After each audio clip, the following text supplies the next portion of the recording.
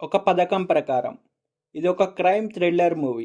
సాయి రామ్ శంకర్ గారు main lead రోల్గా నటించిన ఈ మూవీకి మలయాళ డైరెక్టర్ వినోద్ విజయన్ గారు డైరెక్షన్ చేశారు. ఈ మూవీలో సాయి రామ్ శంకర్ గారు తన కెరీర్లోనే బెస్ట్ పర్ఫార్మెన్స్ చేశారు.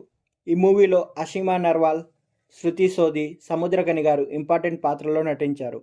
అయితే ఈ మూవీ జూన్ 27న సన్ నెక్స్ట్ ఓటీటీ ప్లాట్ఫామ్లో స్ట్రీమ్ అవుతుంది. ఈ మూవీ యొక్క స్టోరీ ఏంటంటే, ఒక లాయర్ మర్డర్ కేసులో చిక్కుకుంటే ఎలా బయటపడ్డాడు అనేది తెలియాలంటే మనం మూవీ చూడాల్సిందే. Coming to the full story point. Siddharth Neelakanta, Sairam Shankar ఒక లాయర్. అతడు ఏ కేసు వాదించినా తప్పక సక్సెస్ సాధిస్తాడు.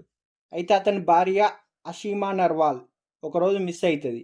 అయితే ఆమె మిస్ కావడంతో మన హీరో డ్రగ్కి బాగా అడిక్ట్ అవుతాడు. ఇది ఇలా ఉండగా దివ్య అలియాస్ బాను అనే ఒక అమ్మాయి హత్య జరుగుతుంది. ఏసీపీ రఘురామ్ సముద్రకని గారు మన హీరోని అనుమానించి అరెస్ట్ చేస్తాడు. వరుసగా మర్డర్స్ జరుగుతుంటాయి. దివ్య కేసులో సిద్ధార్థ్కి వ్యతిరేకంగా వాదించిన లాయర్ చిన్నబాబు భార్య శృతి కూడా చనిపోతుంది.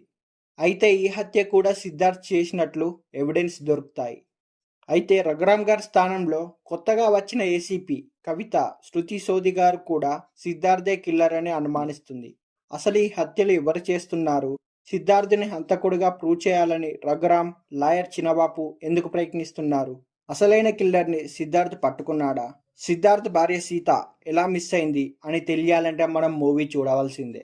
ఈ మూవీలో ఈ మర్డర్ మిస్టరీని చివరి వరకు నరాలు తెగే ఉత్కంఠతో తెరకెక్కించారు డైరెక్టర్ గారు. ఈ మూవీ మొత్తం అసలు విలన్ ఎవరు, హత్యలు ఎందుకు చేస్తున్నాడు అనే ఆడియన్స్ గెస్ చేయకుండా ఈ మూవీలో కొన్ని ట్విస్టులు ఉంటాయి. క్లైమాక్స్ మాత్రం కొంచెం రొటీన్గా ఉంటుంది. ఈ మూవీని ఫ్యామిలీతో కూడా కలిసి చూడవచ్చు.